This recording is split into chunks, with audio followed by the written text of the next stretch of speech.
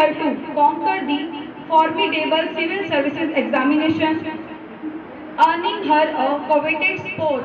ईश्वर का आशीर्वाद होती है बेटियां, यूं समझ लो कि बेमिसाल होती हैं बेटियां, यूं समझ लो कि बेमिसाल होती हैं बेटियां। With these inspiring words, I would like to invite our chief guest, ASP Divyanshi Singla Madam, to share her thoughts on हमारी बेटी हमारा अभिमान।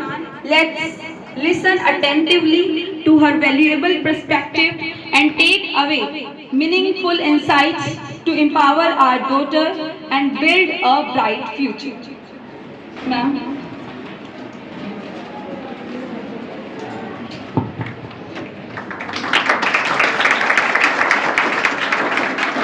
Good morning, everyone. First of all, thank you so much for inviting me here. It is very wonderful for me to be here. ये जो initiative है मेरी बेटी मेरा अभिमान, it's a very good initiative in the sense कि जो हमारी सोसाइटी है उसमें बेटियों को और लड़कों को अलग अलग पर्सपेक्टिव से देखा जाता है, जबकि दोनों को देखने का जो लेंस है that should be the same. कोई डिफरेंस नहीं होना चाहिए लड़कों और लड़कियों के बीच में। तो सबसे पहले मैं यही कहना चाहूँगी कि जिस नज़रिए से हम लड़कों को और लड़कियों को देखते हैं वो सेम होना चाहिए। दूसरी बात, हम हमेशा लड़कियों की सेफ्टी की बात करते हैं। जब लड़कियों की सेफ्टी की बात करते हैं तो हम लड़कियों को बोलते हैं कि ये नहीं करना चाहिए, ऐसा करना है, वैसा करना है। वो ठीक है, हमें अपनी तरफ से जो भी सेफ्टी प्रिकॉशंस है, मेजर्स है, वो लेने हैं। जैसे कि रियल वर्ल्ड में अगर हम देखें तो हमें अपनी पढ़ाई पे ध्यान देना चाहिए, लेकिन अगर हम वर्चुअल वर्ल्ड में देखें तो सोशल मीडिया प्लेटफॉर्म्स जो है वो एक बहुत बड़ा चैलेंज बन गए हैं। अननोन पर्सन से जो भी रिक्वेस्ट आती है वो हमें एक्सेप्ट नहीं करनी चाहिए। इंस्टाग्राम पे या फेसबुक पे जो भी मैसेजेस आ रहे हैं अननोन पर्सन से, वो हम कई बार उनको एक्सेप्ट करके मैसेजेस करते हैं, रिप्लाई करते हैं, तो उससे बचना चाहिए, क्योंकि उससे ना सिर्फ वुमेन सेफ्टी का इशू एक अराइज होता है, बल्कि साइबर फ्रॉड के चांसेस भी बढ़ते हैं। इसके साथ साथ लड़कों को भी अपने कंडक्ट को लेके थोड़ा ध्यान देना चाहिए। वैसे यहाँ पे पेरेंट्स नहीं है, अगर पेरेंट्स होते तो ये थोड़ा और रेलेवेंट होता उनको समझाना, क्योंकि इंश्योर करना चाहिए कि जो अपब्रिंगिंग है लड़कों की और लड़कियों की वो सेम होनी चाहिए। फैमिली से ही लड़कों का जो कंडक्ट है वो कैसा होगा इंश्योर किया जाता है। तो पेरेंट्स अगर यहाँ पे होते उनको समझाना would have been much better. Anyway, अभी मैं यही कहना चाहूँगी कि ये जो टाइम दोनों के लिए वो है अपने करियर को बनाने का टाइम, ठीक है। बट क्योंकि हम सभी सोसाइटी का पार्ट है जिसमें बहुत सारी डिस्ट्रैक्शंस है, जैसे कि इंटरनेट जो कि सबसे बड़ी डिस्ट्रैक्शन बना हुआ है, इंटरनेट को हमें अपने एडवांटेज के लिए यूज़ करना चाहिए। इंटरनेट पे गेम्स होती है, सोशल मीडिया चैनल प्लेटफॉर्म्स है, इंस्टाग्राम, फेसबुक, तो उनको स्क्रॉल करने के बजाय यूट्यूब पे जो भी रेलेवेंट वीडियोस है, एजुकेशनल वीडियोस हैं, या फिर जो एजुकेशनल सॉफ्टवेयर्स भी एप्लीकेशंस हैं उनको यूज़ करना चाहिए। दूसरी चीज़, बाकी अपनी जो कंपेनियनशिप है, कंपनी है, उसका ध्यान रखना है आप लोगों ने। मतलब अपनी संगत कैसी है उसको जज करना है, क्योंकि ये बिल्कुल सही बात है, जैसी संगत वैसी रंगत। तो अपनी कंपनी का हमेशा ध्यान रखना है। इसके अलावा वही है, पढ़ाई अच्छे से करनी है, और जहाँ भी जिस भी एरिया में आपका इंटरेस्ट है, चाहे वो डांसिंग है, म्यूज़िक है, एकेडमिक्स है, कहीं भी जहाँ भी आपका इंटरेस्ट है वहाँ पे एकदम फोकस्ड होके मेहनत करनी है और डिस्ट्रैक्शन से बचना है। बार बार खुद को ध्यान दिलाना है, याद दिलाना है कि ये डिस्ट्रैक्शन है, मुझे इससे बचना है, मुझे अपने करियर पे फोकस करना है, अपने फ्यूचर को ब्राइट बनाने में, बिल्ड करने में फोकस करना है। मेरा बस यही कहना है। इसके बाद अगर आपका कोई भी क्वेश्चन है तो I would be very happy to answer. Please don't hesitate, जिसका जो भी सवाल है वो मुझसे पूछें। मंजू ने बात की है इनसे, that was quite interesting and interactive session was there. और मैं I was also talking to Naina is there. ये जाके ना नैना क्या है, just asking that what you want to be. तो नैना मेरे को उसका उसका मिशन और विजन बिल्कुल क्लियर है कि I want to be an IPS officer. तो मैं आपको बुला करके मैं तो कह रहा हूँ, हमारे वाइस चेयरमैन हैं संजय जिंदल जी, इनका स्वागत है, और सुरेश जी का भी स्वागत है। आदित्य बंसल जी हैं जिन्होंने इतना सुंदर कार्यक्रम हमारे लिए प्लान किया। Ma'am I want to share also video में, Aditya is also our student. और मैंने इनको बताया मैम दिवांशी इज आल्सो ऐसी मेरा अभिमान। मैं इनसे बात भी करता हूँ, ये जन्नत है, डोली है या अवनी है, मैं कहता हूँ नीचे नजरें मत करो, नजरें ऊंची करो। नीची नजरें किसकी होंगी बच्चे? जिन्हें कोई गलत काम किया है ना। मैं मंजू आपसे बात करी, कितनी बातें वो बता रही थी, और मैंने कहा कि हम गर्ल्स को रखते हैं, नित्य जी से बात हुई थी। फिर मैं मंजू ने कहा भी कुछ बातें ऐसी हैं जो बॉयज को साथ बिठा करके हमें करनी है।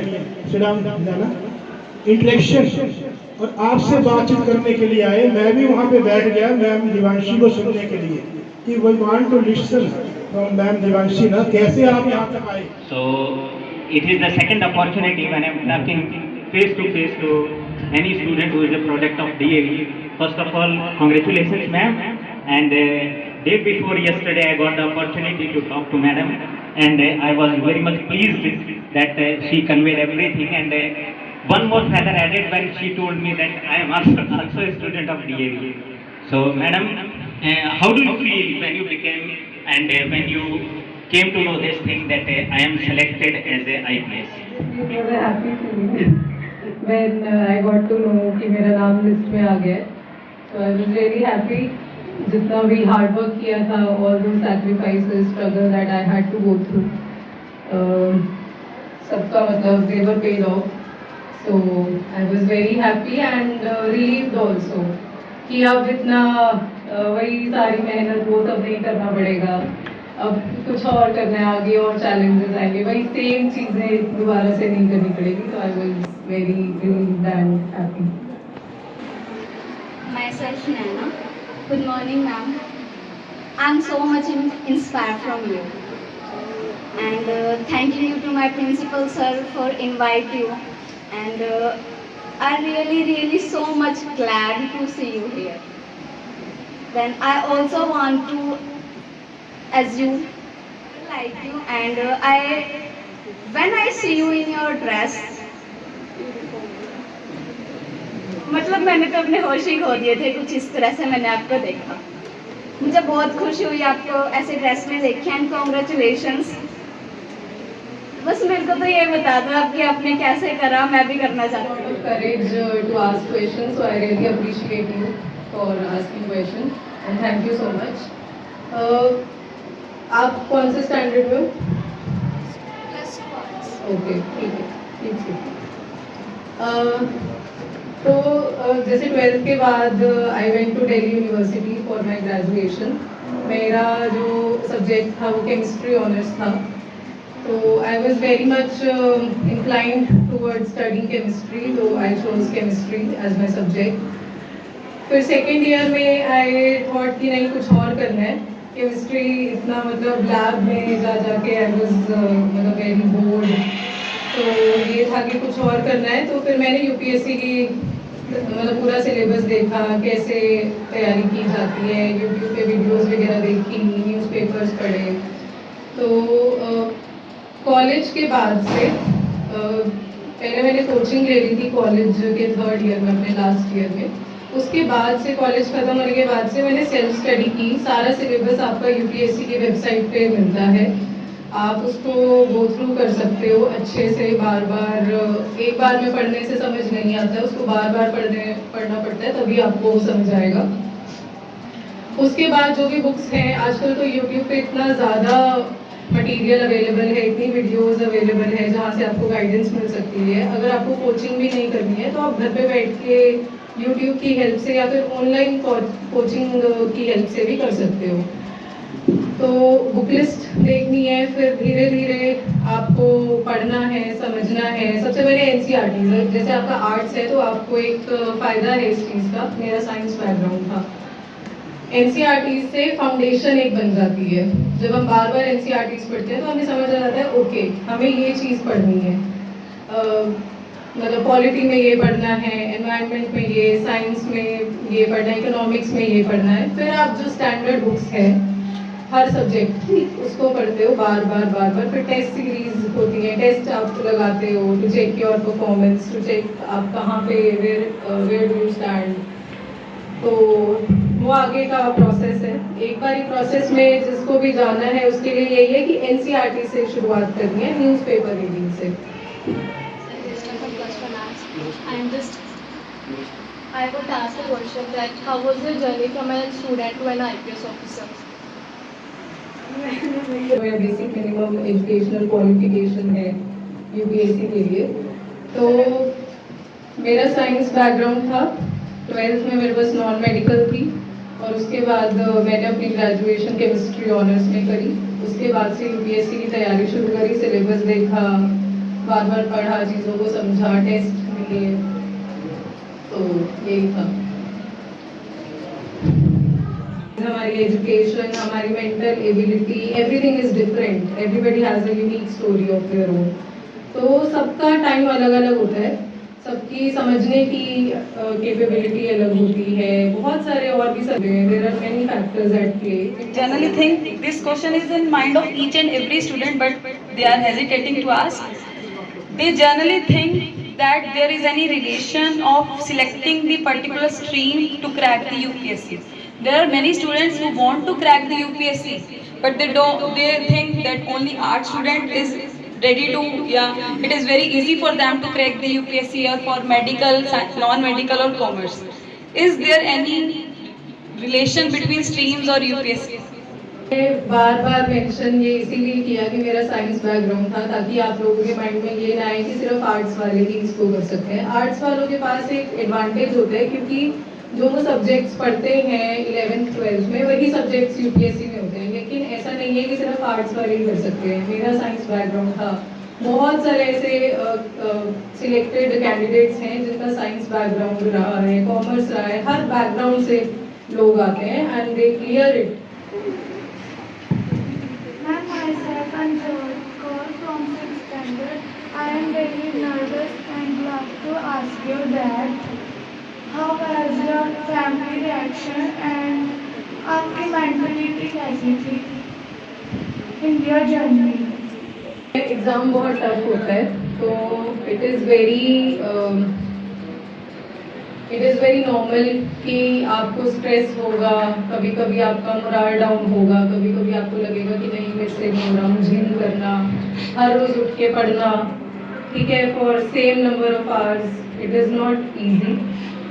बट आपको क्योंकि आपका इंटरेस्ट है, आप एकदम श्योर हो कि नहीं मेरे को तो यही करना है, no matter what I have to do this, ठीक है, तो फिर आपको वो मोटिवेशन बार बार आएगा। और तो कभी कभी आपको डीमोटिवेटेड भी फील होगा, हमेशा कोई भी इंसान मोटिवेटेड। पहले मैं एक वार्म वेलकम करना चाहूँगा मैम का, जिन्होंने हमारे छोटे से न्योते पे यहाँ आना स्वीकार किया और मेरी बेटी मेरा अभिमान कैंपेन के हमारे फर्स्ट चीफ गेस्ट और कीनोट स्पीकर बने। और सबसे ज्यादा वेलकम आपका स्टूडेंट्स का, स्कूल का, जिन्होंने इसे ऑर्गेनाइज किया, हमारे एलएमसी संजय जिंदल जी का, तो सबका आपका बहुत बहुत थैंक यू। और जो आज मैं आपके सामने खड़ा हूँ, मेरी बेटी मेरा अभिमान, इस कैंपेन को आपके तक लेके आने का जो मेरी सोच है, जो मेरा मकसद है, वो ये है कि बेटियां हर घर की शान जरूर होती है, मगर वो हमारे भारत देश की भी पहचान है, हमारा गौरव है। बेटियों के बिना इस जहान को सोचना एक ऐसा है कि जैसे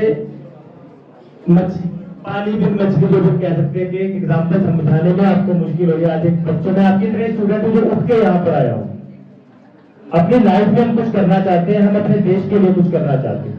आज हम देखते हैं कि हमारा देश, जिसे हम बचपन से भारत माता कहते आते हैं, हमारा वो देश जिसमें दुर्गा, लक्ष्मी, सरस्वती की पूजा करते हैं, और वही देश जब अपनी बेटियों की चीख या पुकार नहीं सुन पाते हैं तो बड़ी विडंबना है। ये हम सबके लिए शर्म की बात होती है। मैं कहना चाहूंगा कि हमारी बेटियां हमारी शेरनी होती है, और जब तक ये शेरनियां अपनी कहानी खुद नहीं लिखेगी, तब तक जो शिकारी, जो भेड़िया, ये अपनी कहानी अपने हिसाब से बताते रहेंगे। हमारे